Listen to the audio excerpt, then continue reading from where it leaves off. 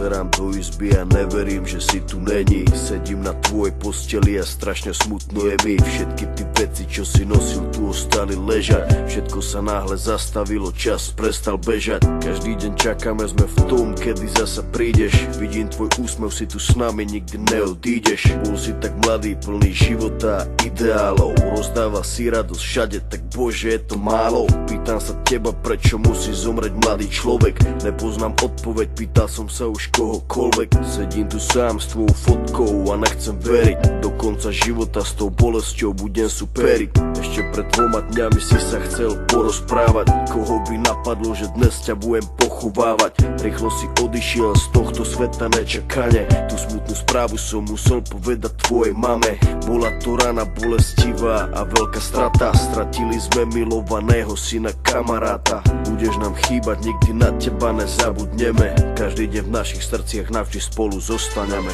Odišiel mladý človek, prečo to tak musí byť? Mal všetko pred sebou a chcel ešte ďalej žiť. Chcel byť tu medzi nami, užívať si tento svet. Vyhasol mladý život, zrazu je to všetko preč. Dúfam, že si už nebi, pozerá sa na nás hora. Navždy ťa milujeme, odkazujeme ti z dola. Budeš žiť v našich srdciach dovtedy, kým tu budeme. Počkaj tam na nás hore, určite sa raz stretneme. Všetky tie okamihy zmizli zo sveta, ďalšia obeta. Vidím to všetko, tak jasne si to pamätám. Stáli sme tam a všetci sme sa smáli. Smal si sa s nami, aj tvoj malý syn tam tedy dobehol za nami. Na pódium zaspíval davami. Videl som dačo, jak úsmev na tvojej tvári. Nikto z nás si neuvedomil, jak sme tam tak stáli, že keď som ti podal ruku, podal som ju naposledy.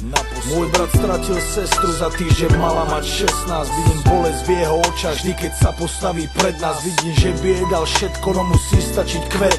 Vidím, že by dal svoj život, aby ju vrátil späť. Ľudia sa milujú a spravia pre seba hocičo. Najhoršie je, keď už nejde spraviť nič a boli. To sú to tí veci, ktoré nikdy neprestanú boleť.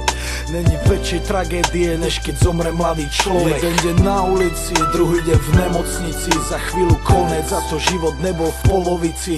Kvôli duši mladej ľudia stracajú nádej. Ľudia stracajú sami seba, ale musia ísť ďalej. Chcem zapáliť sviečku pre všetkých mojich ľudí, ktorých nikdy nenahradia žiadny druhý. Nepomôžu prosby modlitby, žiadne iné gesto. Nikto už nikdy nezaplní to prázdne miesto.